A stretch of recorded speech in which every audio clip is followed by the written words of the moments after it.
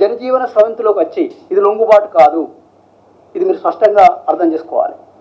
ఇప్పుడున్న పరిస్థితి లోపల మేము జనంలోకి వచ్చి ప్రజల్లోపటికి వచ్చి పని చేయాలని అనుకుంటున్నాం. రేపు ప్రజల మధ్యనే పనిచేస్తాం. ఇప్పుడు నేను ఉదాహరణకు నేనున్నా 1980 ఏప్రిల్ లోపల నేను రిక్రూట్ అయిన పార్టీ లోపలికి. అంటే గత 45 సంవత్సరాల కాలంగా ప్రజల కోసం నేను పనిచేస్తున్నాను. రేపు కూడా ప్రజల కోసం నేను ఉంటా, పనిచేస్తా. రేపు మన ఆచరణ గీటరాయి. నేను ఎలాంటి ఆశించలేదు ఇప్పటికీ. పీడిత ప్రజల కోసం నేను అంకితమై పనిచేసిన, రేపు కూడా ప్రజల కోసం నేను ఈ ప్రజల మధ్య, తెలంగాణ ప్రజల మధ్యలో ఉండి నేను పనిచేస్తాను. మేము ఇద్దరం కూడా అంతే. ఇంకొంతమంది చాలామంది వచ్చిండ్రు. కాబట్టి మా సిద్ధాంతం అంటే మార్క్సిజం లెనినిజం మావోయిజం సిద్ధాంతం, ఈ సిద్ధాంతం ఓడిపోలే, ప్రజల మధ్యలో ఉన్నది.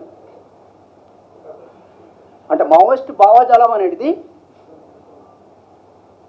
అది ఓడించడం ఎవరి తరం కాదు.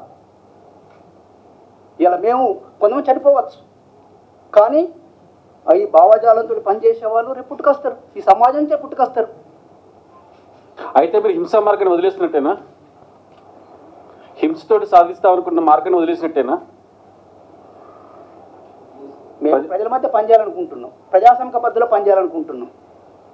మారిన పరిస్థితులు మారినాయి. మారిన పరిస్థితులకు తగ్గట్టుగా మేము పనిచేయాలని పార్టీ ఆలోచిస్తున్నాం. అంటే పార్టీలో సిద్ధాంతపరమైన విభేదాలు ఉన్నాయంటారు కదా, ఆ విభేదాలు ఏంటివి, అసలు ఏం జరుగుతుంది పార్టీలో? ఇప్పుడు ఆ విషయానికి సంబంధించి అనుకున్నప్పుడు అవన్నీ ఇప్పుడు లోతుగా అంటే పార్టీ మీకు అందరికీ తెలుసు, మీడియా లోపల చీలిక వచ్చింది క్లియర్, పార్టీ లోపల అంతర్గతంగా చీలిక వచ్చింది క్లియర్. కాబట్టి ఆ విషయాలు ఇప్పుడు ఇక్కడ చెప్పలేండి. రేపు నెక్స్ట్ అవకాశం వచ్చినప్పుడు నేను పిలుస్తా, మీరు రండి, నేను మాట్లాడతా.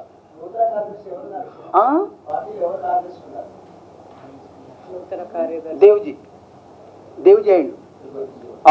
సిపిఐ మావోయిస్ట్ పార్టీ ప్రధాన కార్యదర్శిగా ఉన్నవాళ్ళు ఎన్నుకున్నారు అతన్ని.